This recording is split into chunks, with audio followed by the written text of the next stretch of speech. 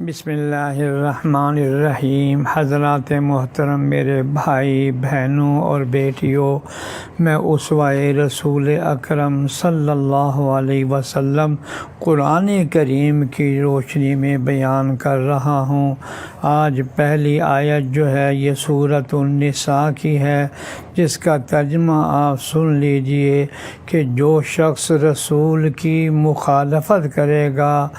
بعد اس کے کہ اس کو امر حق واضح ہو چکا تھا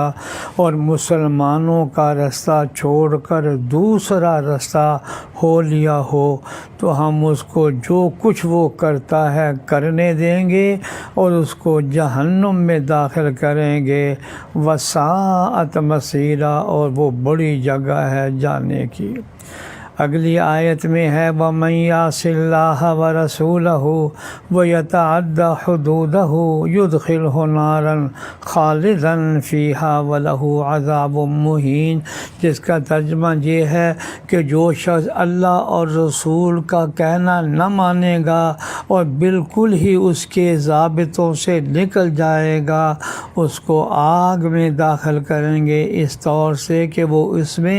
ہمیشہ ہمیشہ رہے گا، اور اس کو ایسی سزا ہوگی کہ جس میں ذلت بھی ہوگی۔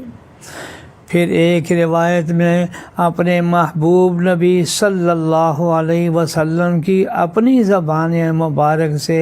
اپنے منصب رسالت اور مرتبہ رشد و ہدایت کے لیے قرآن کریم نے یہ الفاظ بیان فرمائے ہیں، قُلْ يَا أَيُّهَا النَّاسُ إِنِّي رَسُولُ اللَّهِ إِلَيْكُمْ جَمِيعًا۔ ترجمہ سن لیجئے آیت کا، آپ کہہ دیجئے کہ اے دنیا جہاں کے لوگوں میں تم سب کی طرف اس اللہ کا بھیجا ہوا پیغمبر ہوں جس کی بادشاہی تمام آسمانوں اور زمین میں ہے، اس کے سوا کوئی عبادت کے لائق نہیں، وہی زندگی دیتا ہے اور وہی موت دیتا ہے۔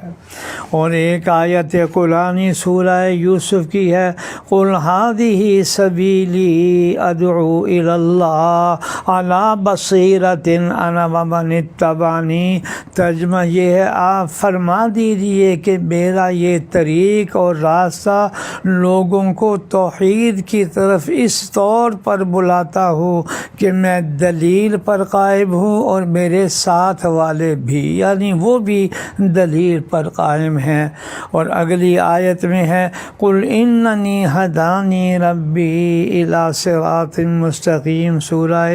انعام کے اندر ہے، جس کا ترجمہ یہ، آپ کہہ دیجئے کہ مجھ کو میرے رب نے ایک سیدھا راستہ بتلایا ہے۔ اے اللہ ہمیں نبی کریم سرور دو عالم صلی اللہ علیہ وسلم کے بتلائے ہوئے راستے پر چلنے کی توفیق عطا فرما، آمین یا رب العالمین۔